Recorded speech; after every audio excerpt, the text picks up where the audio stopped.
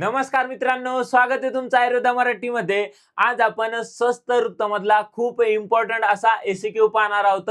Aspects of school health services. खूप important topic आहे. यावरून तुम्हाला परीक्षेमध्ये क्वेश्चन विचारण्याचे खूप जास्त चान्सेस आहेत. तर बघूया आपण aspects of school health services म्हणजे काय. सुरुवातीला त्याची डेफिनेशन बघूया. डेफिनेशन काय सांगितलेली आहे बघा. The various services and activities provided in the school for कशासाठी प्रमोशन, प्रोटेक्शन, मेंटेनन्स आणि इम्प्रूव्हमेंट. कोणाचं? तर शाळेमधले जे काही स्टुडंट आहेत आणि स्टाफ आहे, ज्या काही शाळेमध्ये सुविधा दिल्या जातात कशाकरिता, तर कर्मचाऱ्यांचं आरोग्य अबाधित राहिलं पाहिजे, शाळेतील जे काही विद्यार्थी आहेत यांच्या आरोग्याचं प्रमोशन झालं पाहिजे, प्रोटेक्शन झालं पाहिजे, यांचं आरोग्य मेंटेन झालं पाहिजे आणि त्यांच्या आरोग्यामध्ये इम्प्रूव्हमेंट झाली पाहिजे. याकरिता ज्या काही सर्व्हिसेस प्रोव्हाइड केल्या जातात, ज्या काही सुविधा दिल्या जातात, सुविधाबरोबर वेगवेगळ्या ऍक्टिव्हिटीज घेतल्या जातात, या सगळ्यांना आपण काय म्हणणार आहे? स्कूल हेल्थ सर्व्हिसेसचे ऍस्पेक्ट्स म्हणणार आहे किंवा त्यालाच आपण कंपोनंट सुद्धा म्हणू शकतो. म्हणजे जे काही शाळेतील कर्मचारी आणि शाळेतील विद्यार्थी आहेत यांचं आरोग्य सुधारण्याकरिता ज्या काही सुविधा प्रोव्हाइड केल्या जातात त्यांना आपण काय म्हणणार आहे? Aspects of school health services. The various services and activities provided in school for promotion, protection, maintenance आणि improvement of the health of students and staff is called as aspects of school health services. तर ही त्याची definition आहे. तर यामध्ये कोणकोणते aspect सांगितलेले आहेत ते बघूया. तर यामध्ये वेगवेगळ्या ऍस्पेक्ट्स पैकी पहिला ऍस्पेक्ट आहे healthful environment. Healthful school environment. जे काही शाळा आहे, ही शाळेचं इन्व्हायरमेंट कसं असलं पाहिजे? आरोग्याशी संबंधित असलं पाहिजे, हेल्थफुल असलं पाहिजे. म्हणजे काय? तर जे काही शाळेची लोकेशन आहे, शाळेची साईट आहे, ही प्रॉपर पाहिजे. नक्की ती क्राऊडेड एरियामध्ये पाहिजे, ज्या ठिकाणी सतत लोक हॉर्न वाजवत आहे, ट्रकची ये-जा होत आहे. यामुळे मुलांना शिकण्यासाठी बाधा निर्माण होऊ शकते, मुलांना शिकण्यास अडचण निर्माण होऊ शकते. त्यामुळे ही क्राऊडेड प्लेसमध्ये नाही पाहिजे. ज्या ठिकाणी बघा खूपच जास्त अतिशय आतमध्ये शाळा आहे, त्या ठिकाणी मुलांची सुद्धा ये-जा चालू राहते आणि रहदारीचा रस्ता असतो. त्यामुळे मुलांना रस्ता क्रॉस करण्याकरिता देखील ते डिफिकल्ट जातं आणि त्याचबरोबर वाहनांचा एवढा प्रचंड आवाज असतो, त्यामुळे मुलांना शिकण्यासाठी त्रास होतो. त्यामुळे जी काही शाळेची लोकेशन असली पाहिजे, ही कशी असली पाहिजे? प्रॉपर असली पाहिजे. नक्की अति दूर असायला पाहिजे. काहीतरी काही काही शाळा एकदम डोंगरावर आहेत, तर ही अशा नसायला पाहिजे. शाळेची लोकेशन प्रॉपर पाहिजे, त्याला जाण्यासाठी व्यवस्थित रोड पाहिजे आणि ती क्राऊडेड एरियामध्ये पाहिजे. तर त्याचं लोकेशन प्रॉपर पाहिजे, साईट प्रॉपर पाहिजे. त्यानंतर दुसरा मुद्दा आहे, त्यामध्ये जी काही बिल्डिंग आहे आणि क्लासरूम आहे, ही ॲडिक्वेट पाहिजे. पुरेशी त्या ठिकाणी बिल्डिंग, म्हणजे जसं की 100 मुलांची कॅपॅसिटी आहे, तर त्यानुसार ती बिल्डिंग पाहिजे. क्लासरूम आहे, तर ही क्लासरूम सुद्धा त्या त्या साठी पाहिजे. जसं की 40 मुलांसाठी एक क्लासरूम आपल्याला दिलेली आहे. आणि जी काही शाळा आहे, तर ही प्रायमरी स्कूल आहे. हे प्रायमरी स्कूल 5 एकर मध्ये पाहिजे आणि जी काही सेकंडरी स्कूल आहे हे 10 एकर मध्ये पाहिजे.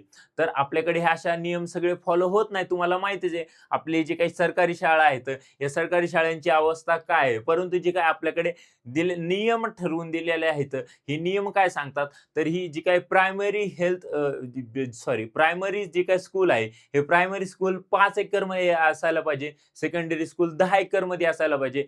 एक जी क्लासरूम आहे, या एका क्लासरूम मध्ये फक्त 40 विद्यार्थी बसले पाहिजे. त्यामध्ये जे काही डेस्क असतील, त्याचबरोबर प्रॉपर जी काही सिटिंग अरेंजमेंट आहे, ही प्रॉपर असायला पाहिजे.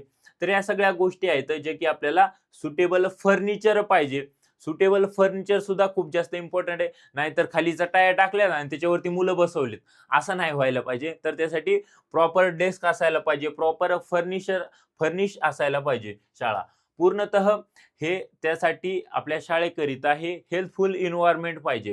हे सगळ्या गोष्टी आहेत ज्यामुळे इन्व्हायरमेंट जे काही शाळेचं आहे हेल्थफुल ठरणार आहे. यामध्ये आणखी गोष्टी आहेत जे की शाळेचे डोअर्स असतील, हे कसे असले पाहिजे? प्रॉपर असले पाहिजे. डोअर्स आणि विंडोज प्रॉपर असले पाहिजे.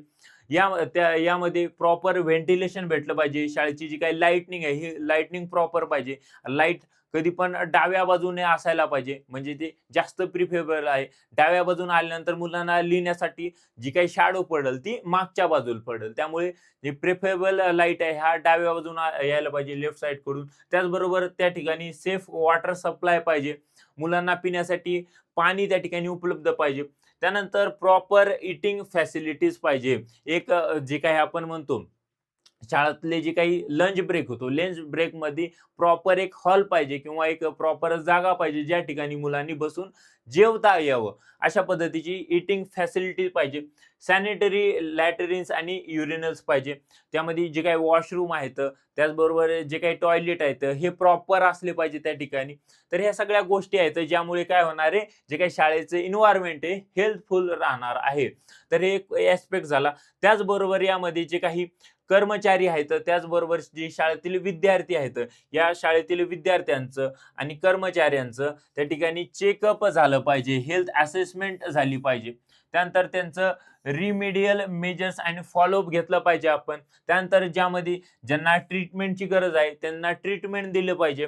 ज्यांना जो काही डिसीज झाला त्या डिसीजनुसार त्याला आपण ट्रीटमेंट द्यायला पाहिजे. परत त्यांचं एक्झामिनेशन करायला पाहिजे, फॉलोअप घ्यायला पाहिजे, अशा गोष्टी करायला पाहिजे.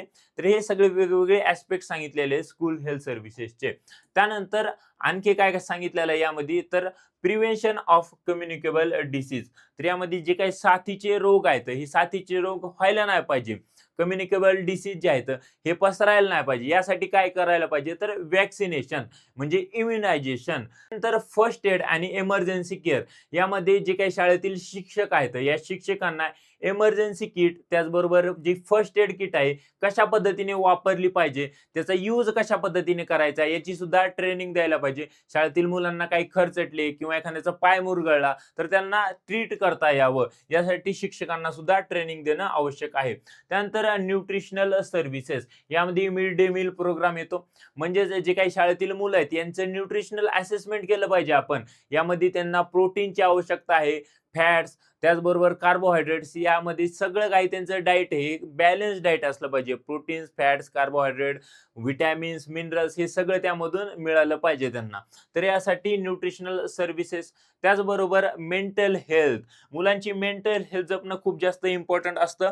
प्रमोशन ऑफ इमोशनल आणि सायकोलॉजिकल वेलबिंग. त्याचबरोबर डेंटल हेल्थ. यामध्ये दातांची तपासणी सुद्धा त्यांची केली पाहिजे. वर्षातून कमीत कमी एकदा तरी त्यांच्या दाताची, तोंडाची तपासणी करायला पाहिजे. Eye health. तर त्यांच्या डोळ्यांची सुद्धा तपासणी करायला पाहिजे. ज्यांना चष्मा लागणार आहे त्यांना चष्मा प्रोव्हाइड करून द्यायचा आहे. ज्यांना व्हिटॅमिन ए चे सप्लिमेंट्स लागणार आहेत त्यांना ते सप्लिमेंट्स द्यायचे आहेत. ज्यांना काही प्रॉब्लेम डिटेक्ट झालेला आहे, एखादा डिसीज आहे, तर तो सुद्धा आपल्याला त्या ठिकाणी ट्रीट करायचा आहे. तर हे आय हेल्थ बद्दल दिलेलं आहे. त्यानंतर हेल्थ एज्युकेशन. हेल्थ बद्दल, जे काही आरोग्याबद्दल त्यांच्यामध्ये जागरूकता असली पाहिजे. त्याचबरोबर जे काही अपंग विद्यार्थी आहेत, education education of handicap children. जे काही हँडिकॅप चिल्ड्रन आहेत, अपंग शाळेतली मुलं आहेत, विद्यार्थी आहेत, तर यांना आपण प्रोत्साहन दिलं पाहिजे. त्यांना स्वावलंबी बनवलं पाहिजे. इंडिपेंडेंट बनवण्यासाठी त्यांना मदत केली पाहिजे. तर त्याचबरोबर यामध्ये बघा, डेली मॉर्निंग इन्स्पेक्शन घेतलं पाहिजे. जे काही शाळेमध्ये वेगवेगळे नखाची तपासणी करत असायचे बघा. आपल्या वेळेस काय करत होते, नख तपासत होते, केस तपासत होते, केस कापत होते जर ज्यांचे वाढले आहेत त्यांचे. तर जे डेली मॉर्निंग इन्स्पेक्शन झालं पाहिजे. त्यानंतर मिड डे मील प्रोग्राम त्या ठिकाणी राबवला पाहिजे. पिरियोडिक मेडिकल एक्झामिनेशन घेतलं पाहिजे. Examination of school personnel. जे काही शाळेतील कर्मचारी आहेत यांची तपासणी करणं सुद्धा खूप जास्त महत्वाचं आहे. त्यानंतर यामध्ये जे काही दातांची तपासणी आहे, म्हणजे अॅन्युअल डेंटल एक्झामिनेशन.